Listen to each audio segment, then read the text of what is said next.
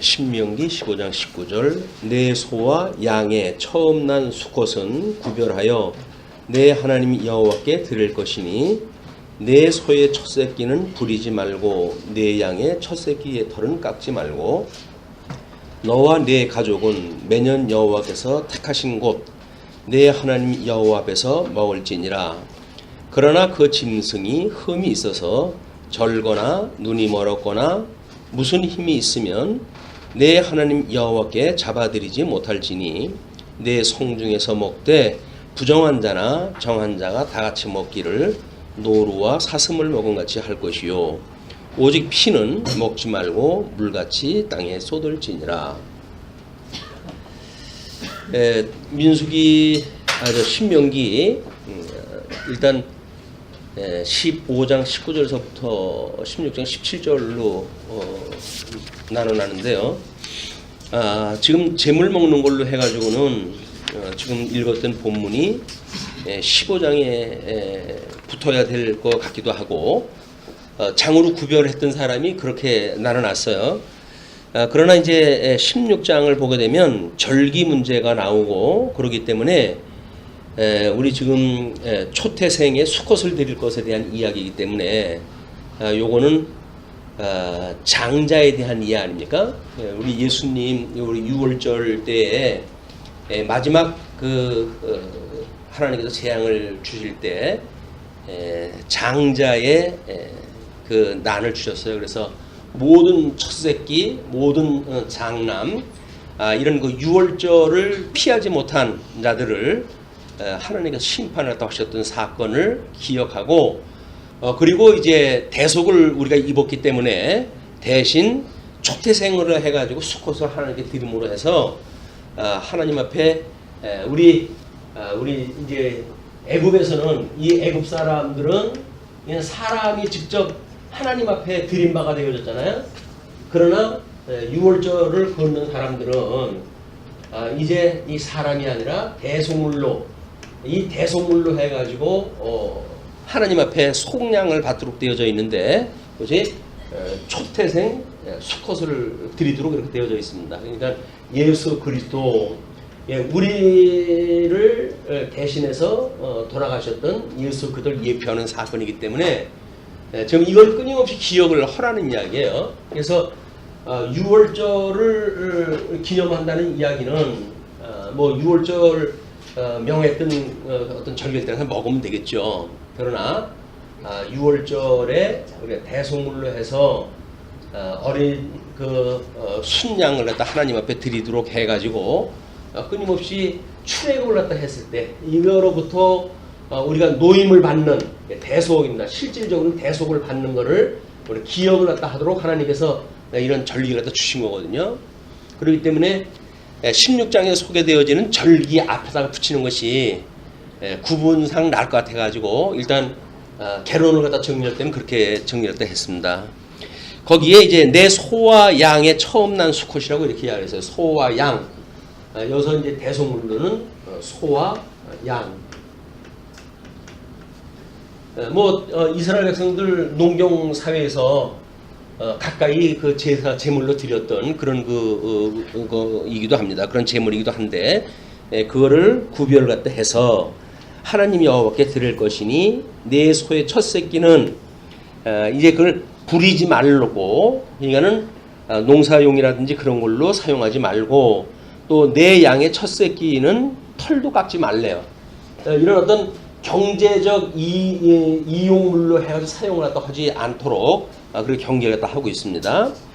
너와 네 가족은 매년 여호와께서 택하신 곳 하나님의 이름을 두신 곳 성소의 성전에서 이걸 이제 기본적으로 드리도록 되어져 있습니다. 그래서 성전 대신 예수 그리스도께 이 대속물 이 제물을 또 드림으로 해가지고 성전도 예수 그리스도 대속물도 예수 그리스도 그리고 이걸 드리는 제사장도 물론 이제 예수 그리스도죠. 그래서 이 예수 그리스도가 제사의 3직을 다 이제 하도록 되어져 있습니다. 그래서 제사의 3요소는 제단과 이걸 이제 제단, 제물, 제사장, 이 세 가지가 제사의 3대 요소입니다. 제사의 3요소. 그런데 이 요소가 예표하는 게 전부 예수 그리스도예요. 다 예수 그리스도이기 때문에 우리 예수님이 이제 유월절, 마지막 유월절을 지내시고 돌아가실 때에 전부 이 세 직에 대한 것들이 이제 명기가 되어져요. 온전한 참 제사장으로서 유월절 어린 양으로 해서 또 이제 이렇게 되어지죠. 이제 우리 제물 유월절 어린 양으로 돌아가시고 죽으심이에요. 죽으심에 대한 이야기고, 그 다음에 이 제단은 부활입니다. 부활. 부활되어지고, 그 다음에 제사장으로 해야죠. 승천되어지고. 그래서 이건 죽으심, 부활, 승천. 이것이 실체적으로 예수님이 이루셨던 제사의 실체적인 3대 요소를 가지고 우리가 이 대속의 모든 은혜를 잊게 되어진 겁니다. 그러면은 율법을 가지고 자기네들이 율법을 지켜서 이게 거룩해진다든지 율법을 지켜가지고 의로워진다든지 이건 있을 수가 없는 거예요. 율법은 하나님이 기뻐하시는 일인데 아담이 행위 언약으로 해가지고 다 망했기 때문에 사람들이 그걸 지킬 수가 없어요. 다 죄 중에 잉태되어졌고 죄 중에 출생이 되어져서 온전한 제사장으로서 제사를 드릴 사람들이 아무도 없습니다.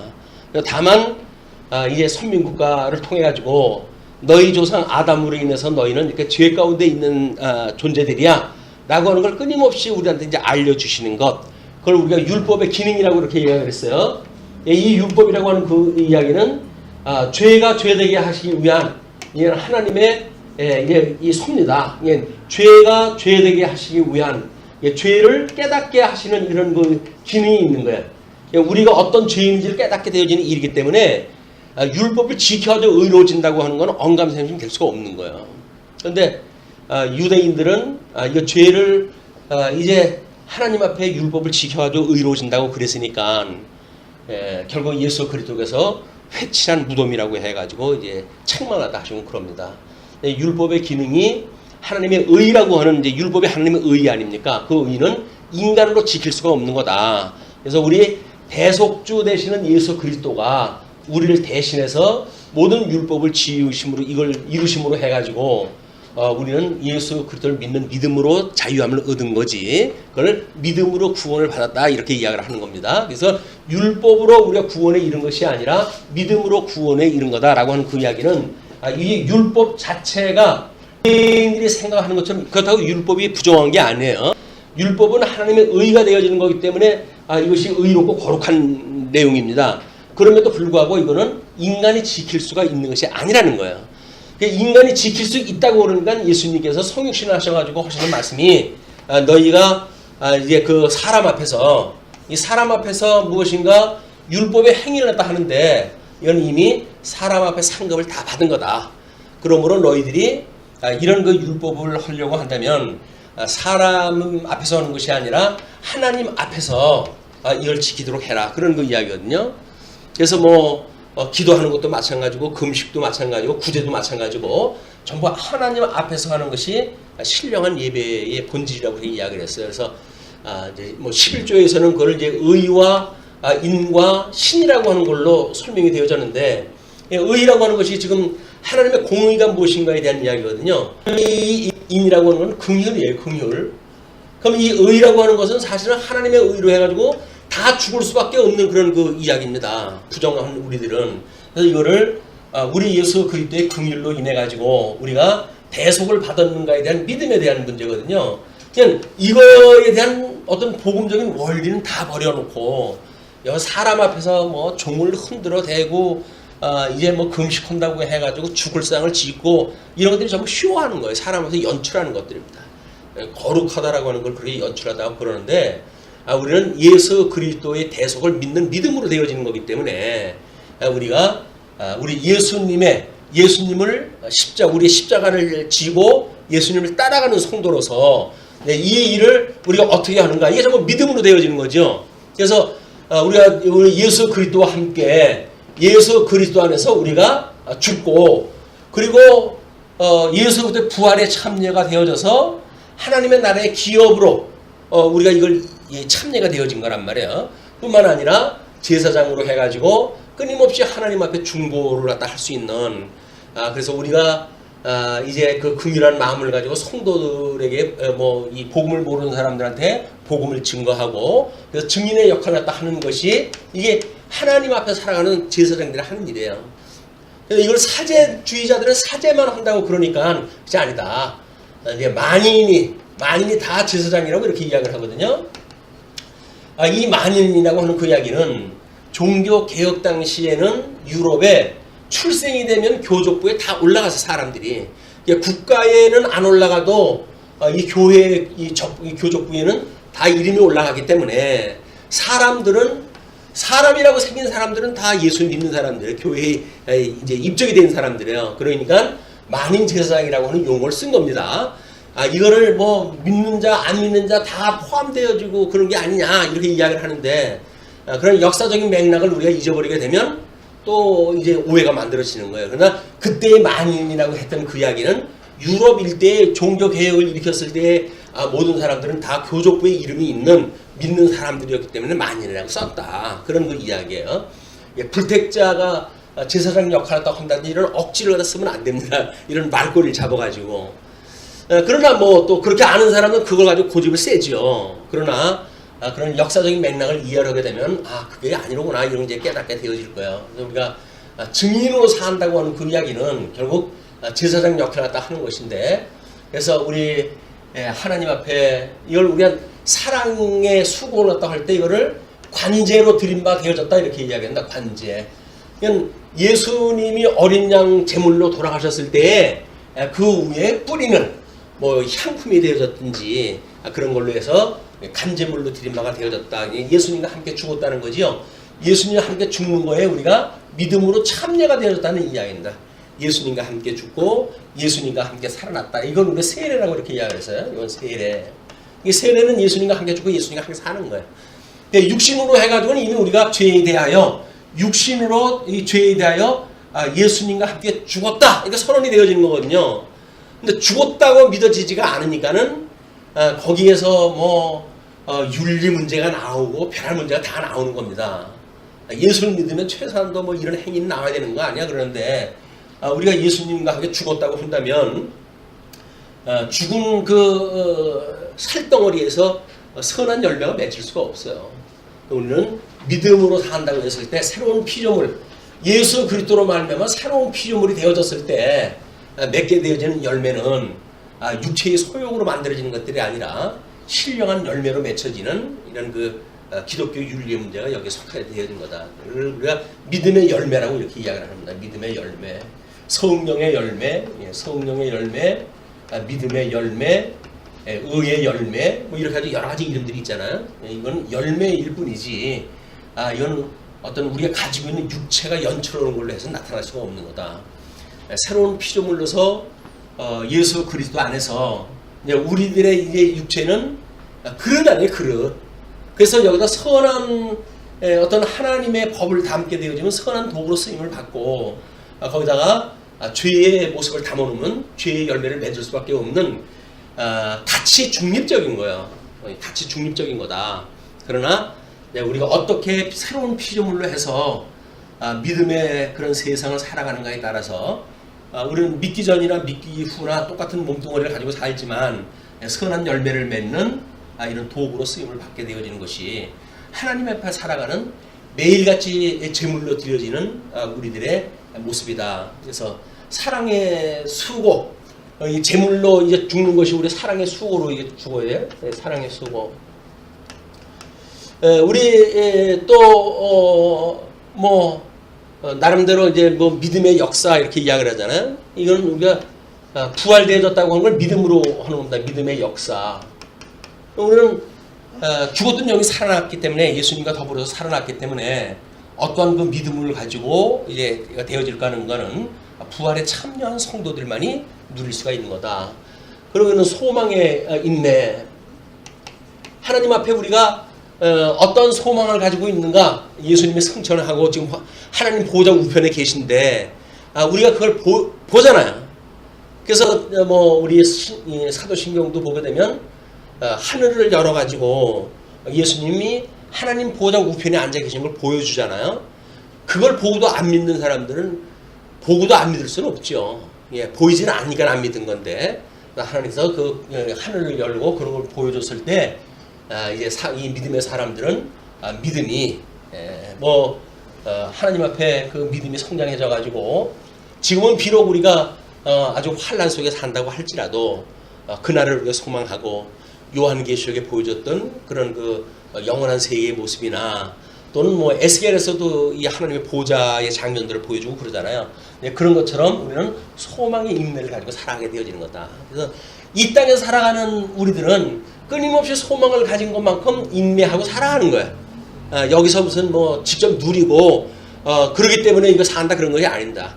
환난 속에서 곤란 속에서 우리가 살아가는데도 불구하고 소망으로 하나님께서 그 승천하셨던 예수님이 보이고 믿어지기 때문에 우리는 환난 속에서 우리가 인내하게 되어진다. 7번 연단한 금과 같이 참고 오래 견디고 하는 성령의 열매를 맺게 살아가게 되어지는 겁니다.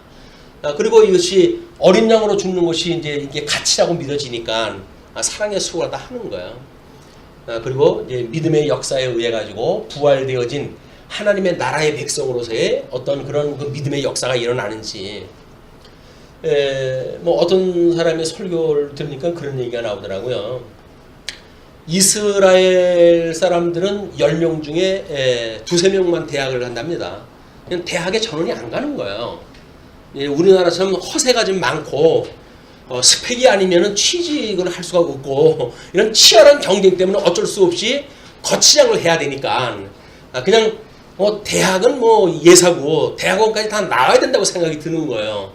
스펙으로 비교가 되어지니까. 근데 하나님 앞에서 이 하나님을 믿는 믿음으로 살아가는 사람들이라고 한다면 그럴 이유가 있나 싶어요. 이게 뭐 제도가 이제 앞으로 어떻게 바뀔지는 모르겠습니다. 그래서 지금 고등학교 나와가지고 산업 현장에 들어가가지고 뭐 죽는 문제 이런 것 때문에 처우라든지 이런 것도 천지차례예요. 지금 우리나라가 그런 천박스러운 어떤 시스템을 가지고 인적 구성을 하고 있다는 것이 이 시대에 동시대에 살고 있는 우리들의 아픔이에요. 아픔. 사람의 평가를 뭔가 바깥으로 보이는 조건으로 나누어 놓고 그리고 거기에 의리라고 하는 사람들은 죽어도 뭐 별로 아까워하지 않는 세상, 이런 세상이라고 한다면 이런 세상은 사실 소망이 없어요. 작은 그 어떤 생명체라고 하더라도 귀하게 여겨지는 세상이래야 그나마도 이 세상에 우리가 뭔가 살아갈 이유가 있는 거지.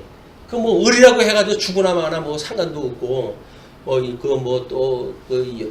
전차 돌아가는 데서 일하다가 또 뭐 죽고 하는 일들이 계속 반복되고 그러지 않습니까? 이런 인권이 없는 세상. 그러기 때문에 이제 요즘 뭐 페미니즘이라고 해가지고 난리가 난 겁니다. 아마 그래서 2017년도를 뭐 어떤 그 잡지에서는 표지 모델로 해가지고 미투라고 하는 그런 사회운동으로 이름을 붙여놨어요.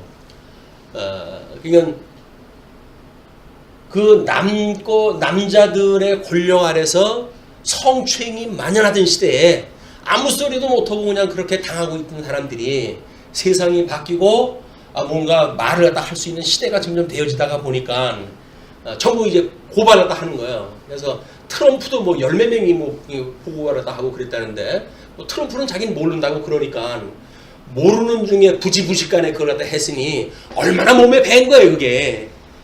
그걸 몸에 뱄으니까 모를 거 아니에요, 이게. 그런데 얼마 전까지만 해도 우리가 이 어떤 남자의 그 주도하는 세상에 살았기 때문에 여자들은 말할 수 없는 고통 속에 살아간 것이 더구나 유교적인 어떤 그 바탕에 살아가는 우리나라로서는 당연한 겁니다. 당연한 거. 술 퍼먹고 뭐 사고를 치면 뭐 술 먹고 그러는데 술 먹은 계란이 그걸 뭘 감옥에다 넣으면 모르냐 그래가지고 죄를 가해주기도 하고. 아니 술 먹고 운전하게 되면 우리가 더 벌을 갖다 죽는 게 죽는 거 아닌가요? 근데 술 먹고 사고 쳤다고 해가지고 죄를 감해주고 뭐 완전 이상한 세상이에요. 그냥 여자들이 분발을 갖다 해가지고 페미니즘을 외치고 난리가 난 겁니다. 근데 우리가 이제 여성 가정부 여가부에서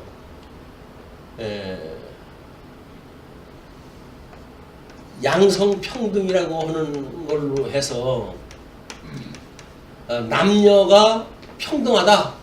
그게 양성평등이라는 원리거든요. 그러면 양성이라고 하는 거는 지금 이제 남자, 여자 이게 포함되어진 거를 이야기를 하는 거예요. 그러니까 생물학적으로 해서 남녀의 인격이 평등하다. 이제 그런 거 이야기거든요. 어떠한 그 사람도 여자라고 해가지고 손해 보아서는 안 된다고 하는 그것이 헌법이 보장하는 내용이기도 하고, 그래서 양성평등이라고 하는 걸로 여가부에서 이제 뭘 작업을 갖다 하다가 요거를 양자를 지어버렸어요. 그 성평등이라고 이제 이름을 붙여가지고 발표를 또 하는 바람에 교계가 발칵 뒤집힌 거예요. 그래가지고 너희들이 어떤 나라 헌법에서 말하지 않는 걸 가지고 왜 이걸 앞서가려고 그러냐. 이게 성평등이라고 하는 그런 그 이야기는 남녀의 구분 없는 평등이라는 이야기거든요. 그 이야기는 모든 성적으로 해가지고 어떤 뭐 소수자의 그런 불이익이 있어서는 안 된다는 그런 그 이야기예요. 그래서 이거를 공식적으로 만약에 무죄가 선언이 되어지게 되면 지금도 호기심이 많은 사람들은 이런 걸로 해가지고 숫자가 점점 늘어나고 있는데 사회적으로 만약에 수용된다고 한다면 걷잡을 수 없이 이제 문화적으로 팽배되어집니다. 그런 것들을 기독교에서는 아니다. 그런 거는 하나님이 싫어하시는 그 일이다라고 해가지고 자꾸 반대를 했다 하니까 기독교 근본주의자들은 정말 말을 못할 인간들이라고 어떻게 진의 입장만 생각도 하냐고 이렇게 이야기를 하는데 어떤 그런 소수인의 인격을 인정하지 않거나 그러는 게 아니에요. 이게 사회적으로 전염병과 같이 이게 확장되어질 수 있는 요소가 있기 때문에 경쟁을 하지 않으면 안 되는 겁니다. 근데 이걸 문화적으로 수용을 해버리게 되면 우리 자녀들 어떻게 키울 겁니까? 그래서 요즘 이미 유치원 교과서에 보게 되면 가족이 엄마, 아빠, 오빠, 나, 이제 여자아이라고 한다면 그런 구성으로 되어져 있던 게 없어져 버렸어요. 왜냐면 남자 2명이 있는 가족, 거기에 오빠, 나가 있는 가족관계, 여기 또 개까지 있는 반려견이라든지 이런 것까지 있는 가족관계를 만들어 놔가지고 유치원 때서부터 그렇게 교육을 시켜버리는 거예요. 그럼 유치원 때서부터 이미 양성평등이라고 하는 개념을 가지고 있어요. 그렇게 돼가지고 문화적으로 이렇게 이제 이런 그 문화가 팽배되어지게 되면 우리 자녀들이 살아갈 세상이 뽀는 거예요. 근데 내 세대 지나갔다고 해가지고 내 새끼야 지가 알아서 살아가겠지. 그건 내버려 둘 수 없는 거 아닙니까? 우리가 어떻게 성경적인 걸 우리가 이해를 해서 세상이 어차피 망할 세상이니까 그거 살거나 말거나 그래도 예수님을 믿는 우리들로서는 어떤 문화를 만들어 갈 것인가가 우리가 이 시대를 살아가는 우리들의 숙제예요. 이거는 하나님께서 주셨던 이게 숙제들입니다. 근데 이거를 하나님의 선한 뜻을 모르게 되면 세속적인 관점으로 접근이 되어지고 소수자의 인권이라고 하는 특별 상황을 만들어 놓고 이렇게 해가지고 기독교는 마치 소수인의 권익을 부정하는 것처럼 매도하기도 하고 이렇게 부익을 당하게 되어지는 것이 이 복음을 전하는 일이에요. 이제 25일 날 어떤 말씀을 소개할 때 해드릴까 준비라도 하면서 보니까 미국에 우리가 이제 주로 성령을 믿사오니 예수님도 마찬가지죠. 우리 사도신경을 외울 때 예수 그리스도를 믿사오니 이는 성령으로 잉태하사 동정녀 마리아에게 나시고 본디오 빌라도의 고난을 받으시고 십자가에 못 박아 죽으시고 3일 만에 부활하시고 그리고 승천하사 하나님 보좌 우편에 계시다가 산자와 죽은 자를 심판하러 오시리라. 이걸 우리가 이제 예수 그리스도를 신앙 고백으로 믿잖아요. 근데 성령으로 잉태되어졌다고 하는 그걸 믿는 사람들이 자꾸 줄어버리는 거예요. 이 성탄이라고 하는 거는 이제 세속적인 데서나 성탄절을 지키지 교회 내에서 성탄절을 지킨다고 뭐 특별한 행사하게 되면 이거 다 부서져요. 사람들이 막 들고 일어나가지고 니네 교회 선언에 그냥 해. 왜 사회까지 나와가지고 시끄럽게 그런 거 하냐고. 성탄절을 지키지 못하게 되어지는 거예요. 왜? 성령으로 잉태되었던 예수 그리스도의 동정녀 탄생설을 다 부정하는 시대가 되어진 거예요. 미국이 보수주의자들, 이 백인 보수자를 중심으로 해가지고 한번 그걸 조사를 해봤는데 3년 전만 해도 60%대가 넘었답니다. 그런데 이번에는 3년이 지나고 조사를 해봤더니 약 50%대로 해가지고 떨어져 있대요. 그만큼 사람들은 세속화가 되어지는 거예요. 성경이 말하는 걸 문자적으로 믿지 않습니다. 문자적으로 믿지 않는다는 이야기는 그 사람들이 그걸 전부 의역을 해서 자기네들이 알고 있는 생각 세계를 가지고 철학 같은 신학을 만들어가는 거예요. 그렇기 때문에 예수님이 동정녀 탄생설 같은 걸 믿지 않냐고, 또는 뭐 죽었다가 사흘 만에 부활했다고 이제 하는 거를 정신적 부활이니 이런 걸로 해가지고 기독교 내에서 그렇게 그 장난을 갖다 해요. 이런 세속주의가 결국은 기독교를 병들게 만드는 우리 아침에 이야기했던 거짓 선지자들이 하는 일들이다. 우리는 목에 칼이 들어와도 성경이 말하는 거는 성경이 말하는 대로 해야 돼요. 아무리 우리가 합리적으로 우리 이성적으로 설득이 안 된다고 할지라도 그것이 하나님의 말씀이면 그렇게 인정을 다 해야 되는 거예요. 그게 믿음으로 보는 거죠. 이 믿음의 역사라는 것이 그래서 믿음의 역사입니다. 눈에 보이는 것 합리적인 세상 속에서 하는 것이 뭐 믿음의 역사예요. 그러니까 이스라엘 백성들이 그만큼 지금 그 노벨상의 뭐 25%를 그 사람들이 탔다 그러죠. 그 가진 사람들이. 그리고 세상의 모든 영역 거기서 제1인자들이 전부 유대인 출신들이에요. 근데 그 사람들은 도대체 왜 하나님 그렇게 선물을 갖다 해가실까요? 그 사람들이 IQ가 좋은가 해가지고 조사를 갖다 해봤대. 하도 답답하니까. 왜 IQ를 조사를 갖다 해보니까 아이러니하게도 한국 사람들이 제일 높더래네요. 요즘 데이터로 해서 101점이 나왔대요. IQ 숫자가. 근데 이스라엘 사람들을 조사해봤더니 97점인가 그거밖에 안 나온대요. 그 이야기는 뭐예요? 머리가 좋아가지고 그렇게 되어진 게 아니에요. 이 사람들이 이거 풀 수가 없잖아요. 어떤 데이터에 의해서 뽑아봤는데 이걸 뽑아낼 방법이 없는 거예요. 근데 그거를 믿음의 사람들이 이렇게 보니까 이거는 하나님께서 주신 지혜가 이걸 만들어가는 거지 인간이 가지고 있는 지식이 만들어가는 게 아니로구나. 이걸 이제 기독교는 이제 본 거예요. 그거를 그래놓고 우리가 어떻게 이제 그 기독교 이제 우리 그 이스라엘 교육을 받아들일 거냐 또 이걸 가지고들 하는데 이스라엘 백성들은 이스라엘 백성들대로 용도가 있어요. 그걸 쓰기 위해서 하나님이 그렇게 만들어 놓은 거지. 우리 저 유대인 교육이라도 한다고 해가지고 우리나라가 유대인처럼 그렇게 살아가는 세상이 되어진 건 아닙니다. 그리고 이제 세상 끝날까지 이제 복음이 증거된다고 그러지 않았어요. 로마서에서는 이제 창감람 나무와 돌감람 나무 예를 들어가지고 창감람 나무가 회개할 때가 온다고 그러지 않았어요? 그걸 우리 유대인의 마지막 이제 회개라고 이렇게 이야기를 합니다. 그렇게 하니까는 이스라엘 성전을 회복하면 그때가 온다고 생각이 들어가지고 거기다가 뭐 성전이라고는 영화도 만들고 이스라엘에 그런 사람들이 이렇게 모여서 모임도 만들고 이렇게 만들어가는 게 또 우리 또 개신교에서 근본주의자들이 또 하는 일이에요. 그러니까 말씀대로 되어져 간다는 이야기는 그 말씀이 언약된 대로 되어져 간다는 이야기인데 우리가 직접 이스라엘 성전을 지어놓게 되면 주님께서 오신다는 거예요. 이제 그때가. 그러니까 우리는 하나님의 시간을 우리들이 만들어가고 이렇게 하는 것이 율법주의자들이 율법을 지켜도 의로워진다고 했던 그 생각과 다르지 않은 똑같은 생각을 가지고 우리가 지금 살아가고 있다. 근데 유대인들이 뭐 6.1 전쟁 때 안식일 날 그 사람들이 이제 공격이 시작되어져 가지고 한쪽에서 막 사람들이 죽어가는데도 전쟁을 못했다는 거 아니에요? 왜? 이 사람들 안식일 날 이러면 안 되니까. 근데 안식일이 끝나자마자 반격을 갖다 하는데 놀랍게도 6일 만에 그 중동 일대를 평정을 시켜버린 거예요. 시나이 반도 다 차지하고 그 일대를 다 차지하고 그래가지고 이제 유엔이 중재를 갖다 하고 너희들이 다 가지면 이 사람들 어떡하냐.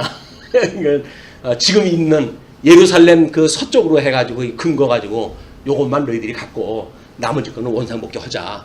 이렇게 해가지고 이제 현재까지 지도가 만들어진 거예요. 그랬더니 미국의 또 우리 근본주의, 대표적인 근본주의가 트럼프 대통령이 거기에 이제 맹신한 사람 아닙니까? 예루살렘은 이게 이스라엘 거다 선포를 갖다 해가지고 좀 난리가 났어 그쪽에 또.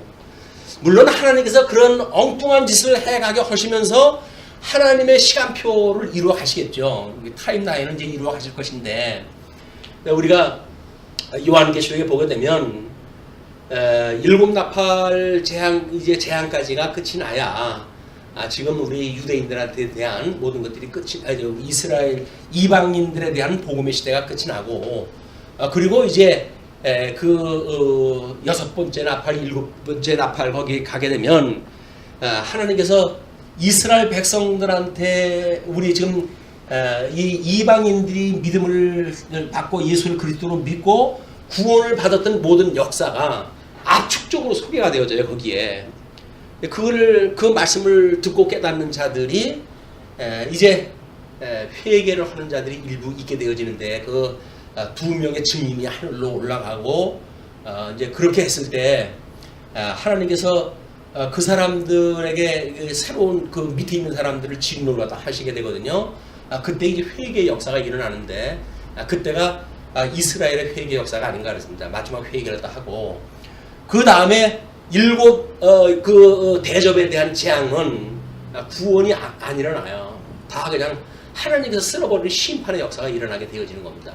그래서 이제 마지막에 가게 되어지게 되면 이제 그런 이스라엘 백성들이 예수님을 믿지 않아 가지고 멸망되어지는 그런 장면이 나오게 되어지는데, 우리가 이렇게 이 구약 성경에서 이야기되어진 내용들이 실체적으로 전부 예수님에 대한 이야기이기 때문에 무관한 게 아닙니다. 이게 다 연결되어져 있는 거예요.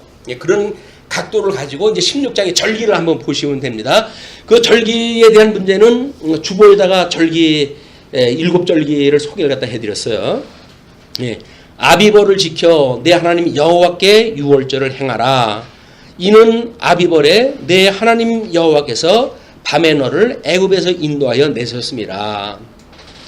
여호와께서 자기의 이름을 두시려고 택하신 곳에서 소와 양으로 내 하나님 여호와께 유월절 제사를 드리되, 유교병을 그것과 함께 먹지 말고 이래 동안은 무교병 곧 고난의 떡을 그것과 함께 먹으라 라고 이야기를 하니까, 유월절의 어린 양의 사건이 이제 정월 14일 있었던 유월절이고, 그거는 예수 그리스도의 유월절 어린 양으로 돌아가실 것에 대한 예표예요. 그리고 무교절이라고 하는 그런 그 이야기는 고난 중에 그 사람들이 무교병을 먹는 거예요. 이제 그걸 고난이라고 이야기를 하는데, 그걸 생명의 떡을 나누는 그런 것으로 우리가 예수님이 성취하시는 사건으로 이해를 다 해왔던 겁니다. 그리고 이는 내가 애굽 땅에서 급히 나왔음이니 이같이 행하여 내 평생에 항상 내가 애굽 땅에서 나온 날을 기억할 것이니라. 그러니까 우리가 이 애굽이라고 하는, 이건 애굽이라고 하는 용의 권세입니다. 용의 권세. 우리 이스라엘 백성들한테 주어졌던 어떤 권세를 보게 되면 제일 짐승 권세의 근원이 되어지는 거예요. 이 용의 권세로부터 이제 우리가 노임을 받았잖아요.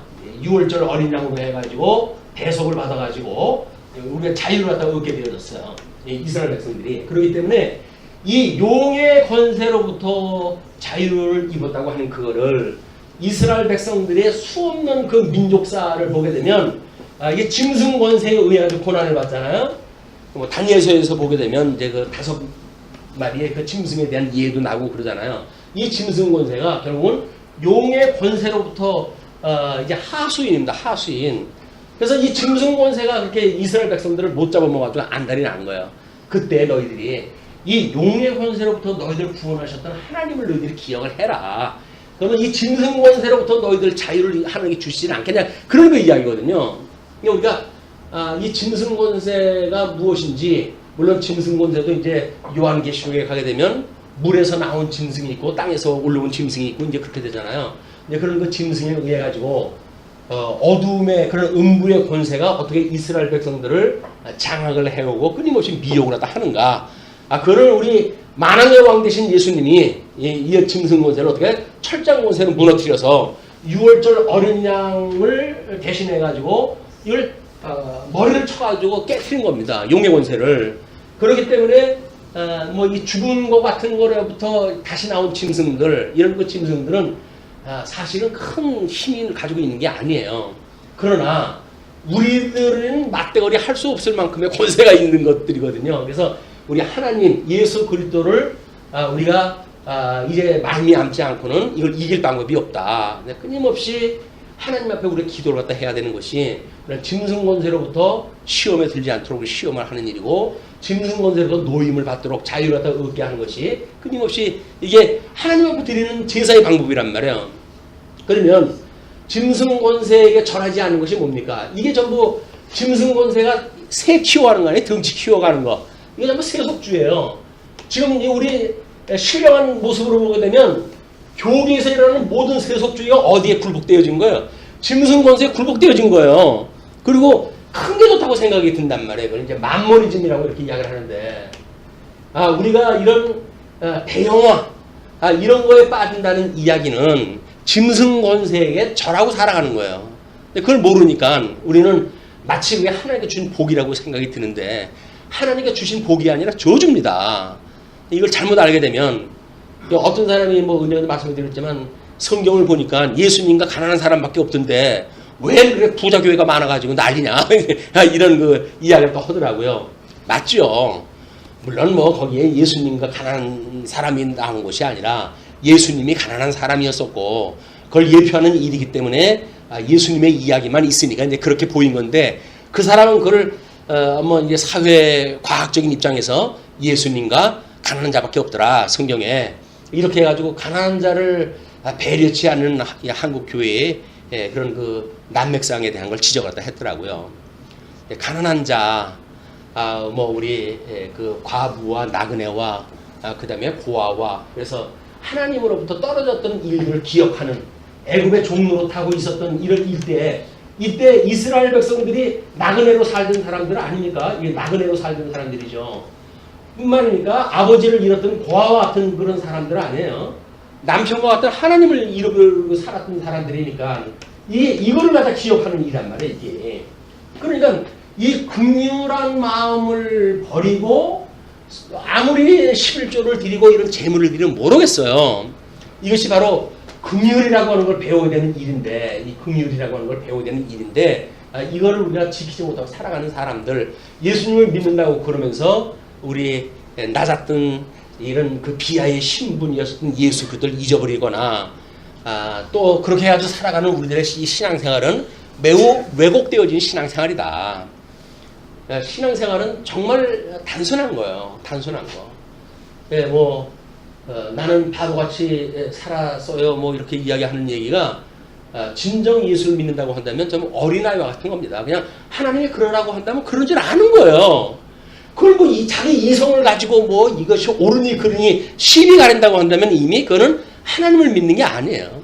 자기 이성을 믿는 거지.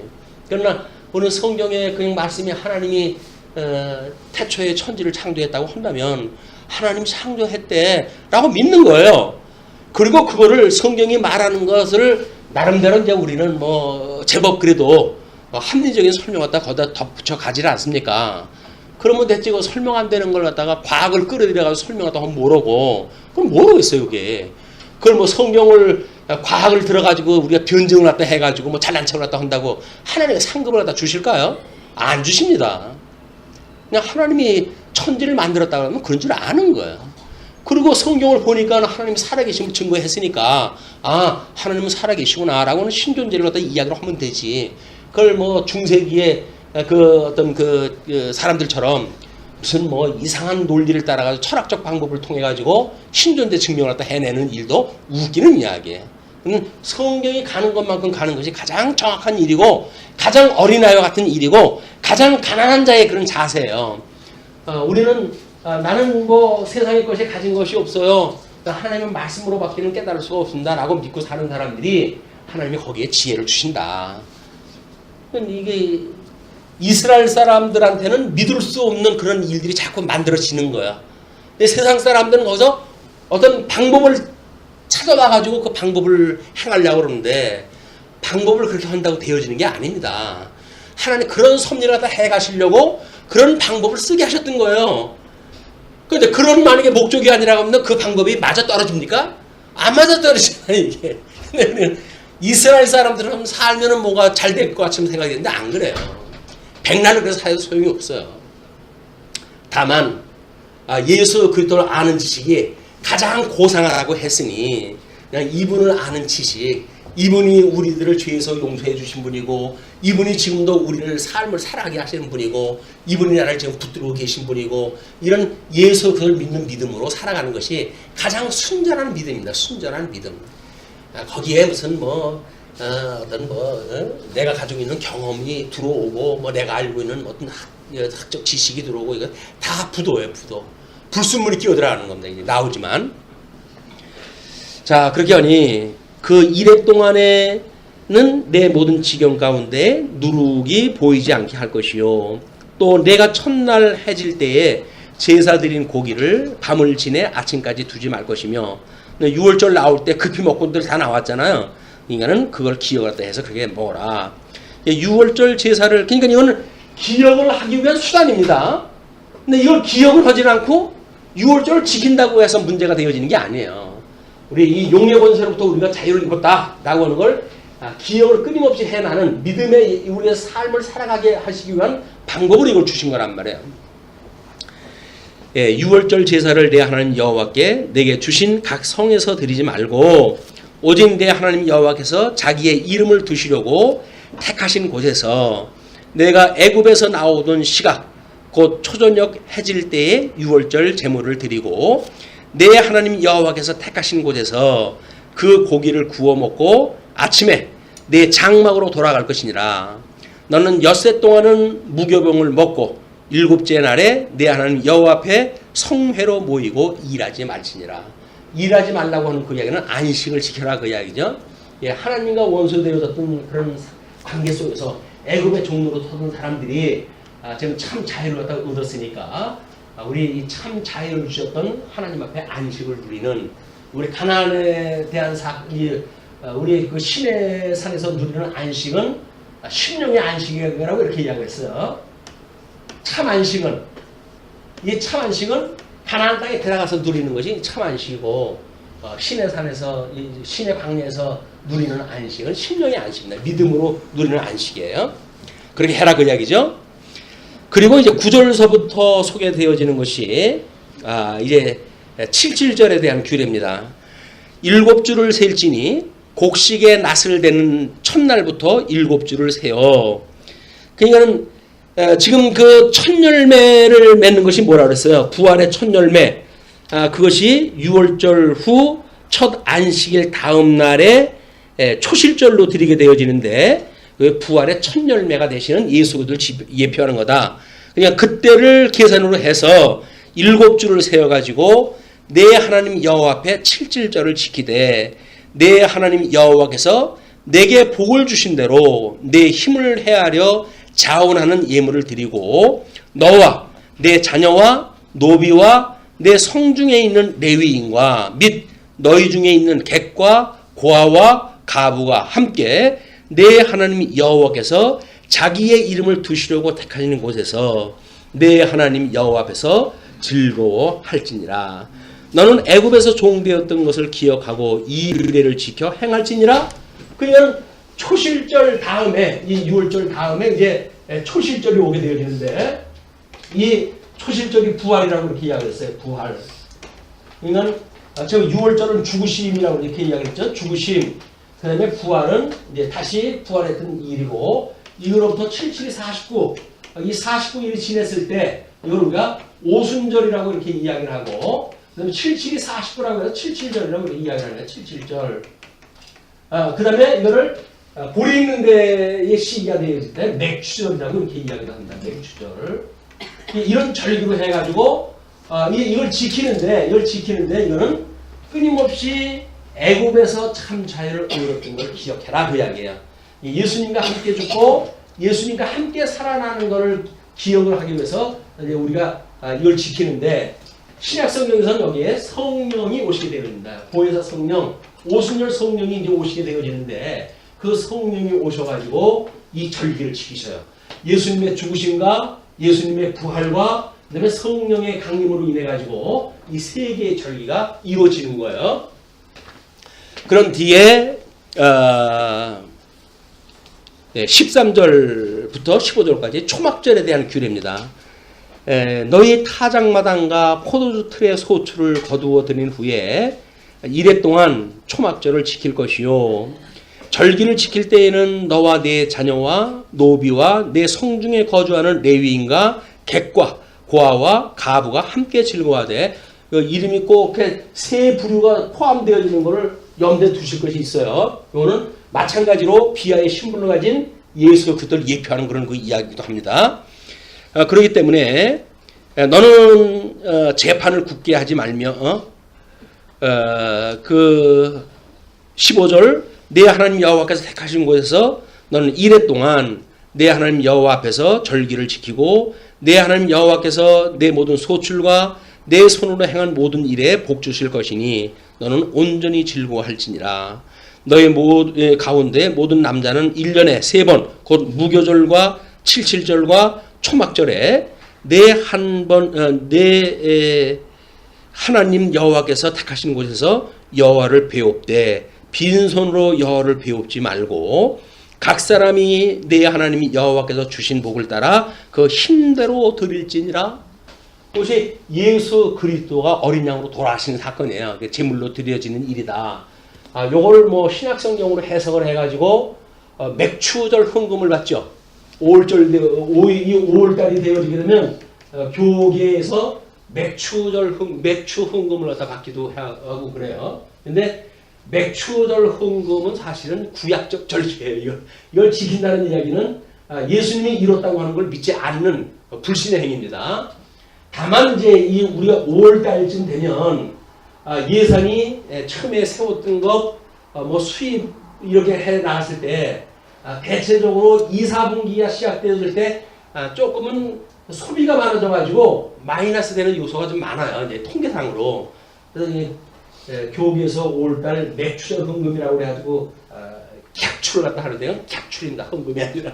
그렇게 하는데 이건 잘못되어진 거야. 그래서 이거는 특별연보를 해서 하기 특별연보라든지 이런 걸 통해 가지고 우리가 연보를 보충 갖다 해 나가야지.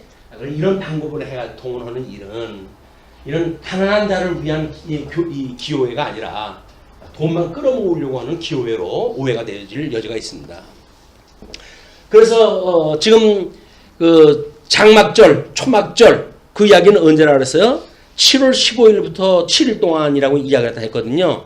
이거는 사실은 이 초막절로부터 해가지고 이제 이스라엘 백성들이 모두 수확을 갖다 했으니까 그 수확이 끝나는 일이에요. 그래서 장막에 그걸 갖다가 저장을 갖다 하는 그런 그 일이기도 하거든요. 그래서 이거를 어떤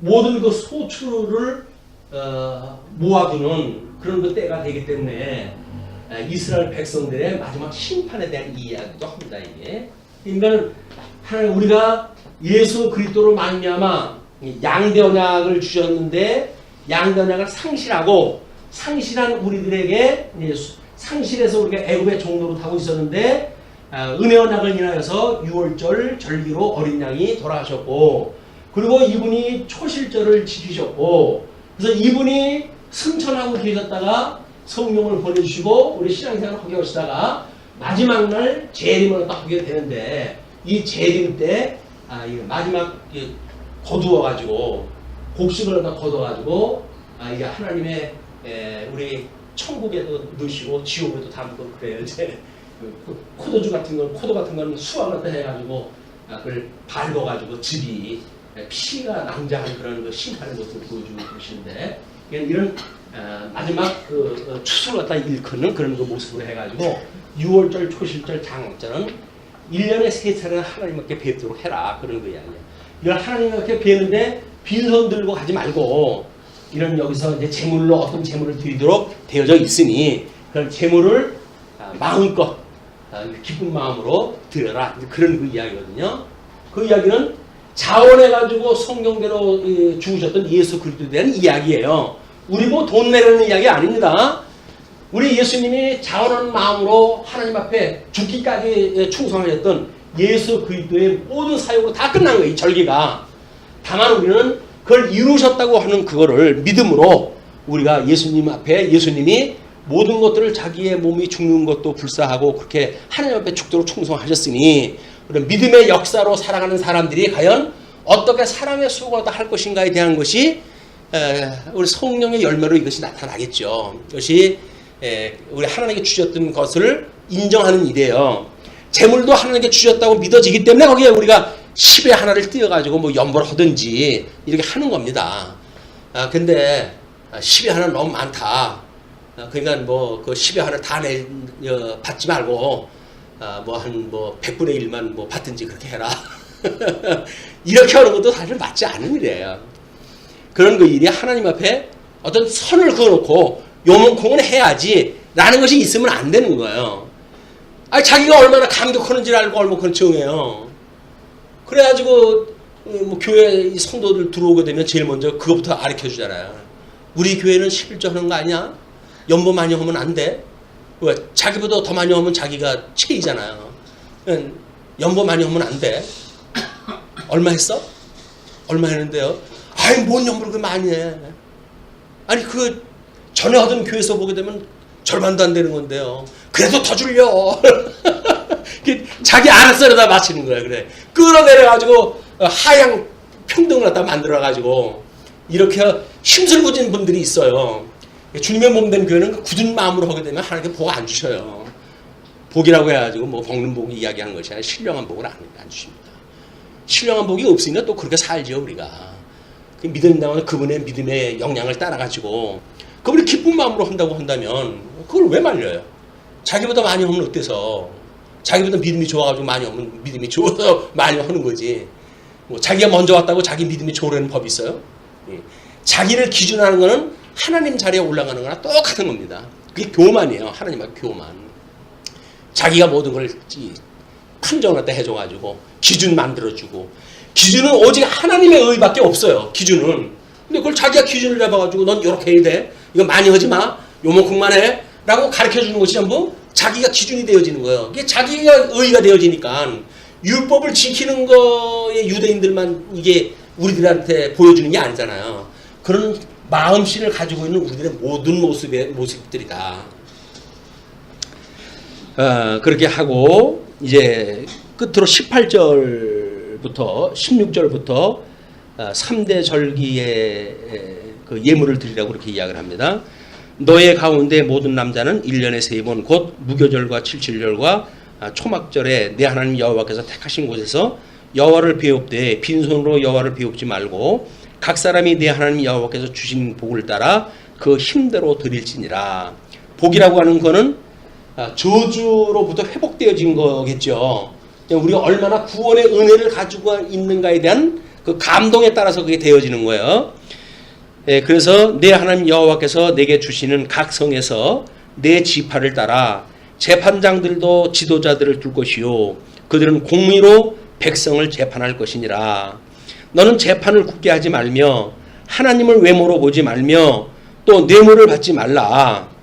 뇌물은 지혜자의 눈을 어둡게 하고 의인의 말을 굽게 하느니라.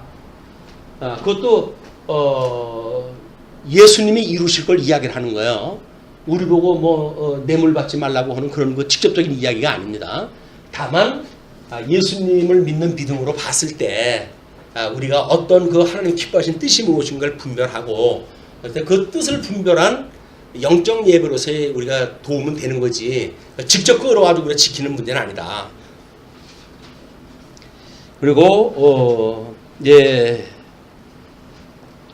너는 마땅히 공의만을 따르라. 그리하면 내가 살겠고 내 하나님 여호와께서 내게 주시는 땅을 차지하리라. 그래서 예수님이 부활 승천하시고 성령을 보내줘가지고 땅 끝까지 복음이 이르게끔 하시는 역사가 좀 일어난 거예요. 그 역사가 지금 이제 아시아 시대까지 와가지고 온 세상을 다 한 바퀴 돌았습니다. 뭐 이제 금명간 예수님이 증거되어지는 모든 증거가 끝나는 이방인의 시대가 끝이 난다고 한다면 이제 유대인의 시대가 오겠죠. 그때까지는 모르긴 몰라도 그것도 아시아 시대를 한 시대에 풍요하게끔 하는 데 손해 가시지 않을까 기대를 해봅니다. 뭐 시진핑이 뭐 지금 그 힘주고 이제 그러는 것이 그리고 잠깐 있다가 말 건 아니에요. 지금 시진핑으로 시작을 해가지고 동남아 일대 저 중동아시아로 해가지고 이게 그 아시아 문화가 꽃을 피우고 복음의 역사가 이제 만연한 그런 때가 오게 됐을 때 그거를 방해하는 종교 집단들이 있어요. 그게 뭐 회교권의 그런 것이 아닐까 생각이 드는데 심한 싸움이 일어나고 마지막 때가 온다고 보여집니다. 내 하나님 여호와를 위하여 쌓은 제단 곁에 어떤 나무로든지 아세라상을 세우지 말며 자기를 위하여 주상을 세우지 말라. 내 하나님 여호와께서 미워하시느니라. 그래서 이 주상을 세우고 우상 숭배를 갖다 하는 것이 뭐예요? 예수 그리스도를 제외한 어떠한 방법이든지 그 이야기예요. 예수 그리스도를 제외한 어떤 수단 방법을 써가지고 하나님 앞에 의의를 쌓는다고 하는 모든 행위가 불법이다. 그런 그 이야기거든요. 이제 우리는 신약교회에 와가지고는 그걸 탐심이라고 해석을 합니다. 만사가 하나님 주신 거니까 하나님께서 오늘 여기까지 절 주신 거로군요. 하나님 제자리 넘칩니다. 라고 지족의 삶을 알면 부여로신 예수 그리스도로 말미암아 족함을 아는 삶을 산다고 한다면 그거는 만사가 고맙죠. 이거 하나님께 주신 거지. 아니 족함을 갖다 아는데 불만이 뭐가 있어요. 근데 족함을 모른다는 이야기는 날마다 다고 하는 거예요. 맨날 모자라. 그런데 우리 먹을 것만 있고 입을 것이 있으면 족한 줄 알아서 하나님 앞에 감사하는 이런 그 신앙생활이야말로 예수 그리스도를 믿는 전형적인 그 신앙생활이다. 그렇기 때문에 어떠한 탐심을 가지고 우상을 만들어가지고 그걸 섬기지 마라. 내가 이거 하면 굶어 죽는 거 아니야? 절대 안 그래요. 절대 안 그래요. 왜? 하나님의 말씀이니까. 하나님이 이거 뭐 물 먹을 걸 마실 걸 염려하지 말라 그러지 않았어요. 그 이야기는 뭐예요? 내가 그건 책임져 줄게. 그 대신 너는 그런 거에 신경 쓰지 말고 의와 나라를 구해. 양대 언약을 구해. 그것이 하나님과 너한테 이미 아담한테 주어졌던 건데 아담이 그걸 상실했거든. 그걸 둘째 아담이 회복을 갖다 해주신 건데 내가 그걸 구해야지. 엉뚱한 거 구원 모르냐? 그 의와 나라를 구해. 라는 것이 양대 언약이라고 하는 근본 언약을 말하고 있는 우리들한테 이 큰 방향이에요. 방향. 양대 언약을 구하는 것, 그의 의와 나라를 구하는 것, 이것이 마땅히 우리가 사회상을 살아가면서 해야 될 일들이다. 그걸 하게 되면 하나님께서 예수를 그리스도로 이제 보내주실 걸 언약을 하시고 그리스도를 보내서 성취를 하셨잖아요. 그 만사 중에 우리가 먹고 마시는 게 포함됐을까요? 안 됐을까요? 다 포함된 거예요. 그런데 자꾸 이 사단이 너 그거 하면 안 돼. 나한테 절해야지. 내가 너 나머지 먹을 거 줄게. 라고 해서 지 종삼으려고 자꾸 그러는 거거든요. 그런 인간들이 있으면 사탄아 올라가라고 돼야 돼요. 거기다가 그래? 네 말들은 뭐 좀 생겨? 라고 해서 기웃기웃거리면 안 돼요. 지가 뭔데 뭘 줘요. 주기는 무슨 권세가 있다고. 그런 거에 우리 휩쓸리게 되면 완전히 사병이 되어지는 거야. 예수님의 정병이 돼야 되는데 예수님의 정병이 아니라 미역거리 주는 그런 사단의 사병이 되어져 가지고 그거 종로 못하게 되어지는 거예요. 우리 예수를 그리스도로 믿는 성도로서 족함을 알고 그래서 만족하는 그런 가운데에 부족함이 없다 그러는데 누가 미혹을 하겠어요. 당신이 이것 좀 줄까? 됐어요. 배불러서 됐어요. 이야기도 하는데 뭔 걱정이에요. 근데 배가 부른데도 불구하고 지금 얻어먹지 않으면 언제 얻어먹어? 그래가지고 배 먹어봤댔자 배탈밖에 안 나요. 배불러 쪽에 누가 뭐 산다고 그래도 오늘은 제가 배가 불러요. 다음에 주세요. 뭐 이렇게 해가지고 밀어놔야지. 배부른데도 불구하고 자꾸 다고다고 하는 그 이야기는 별로 지혜롭지가 않다. 하나님의 말씀입니다. 그냥 의와 나라만 구하라고 하는, 또 제가 그렇게 살아간다고 하는 것도 아니에요. 성경이 그렇다는 이야기입니다. 또 뭐 자가 잘나서 너 어디 한번 보자 뭐 이렇게 이야기해가지고 나쁜 마음 먹으시면 안 돼요. 시험에 드시는 일이니까. 제가 그렇다는 것이 아니라 성경이 그렇다는 이야기예요. 저도 아직 몰라요. 그러니까 살인지 안 살인지는. 나중에 뭐 어디 가서 빌어먹으려고 할지 모르죠. 예, 그런 쉬운 소리 하는 것이 아니라 성경이 그렇다는 이야기예요. 예, 끊임없이 믿음으로 우리가 구할 일입니다. 예, 끊임없이 구할 일이다. 그래서 진정한 자유를 누리고 미혹의 영으로부터 진정한 자유를 누리는 당당한 이런 그 성도로서 삶이 되어졌으면 좋겠습니다. 기도하시죠.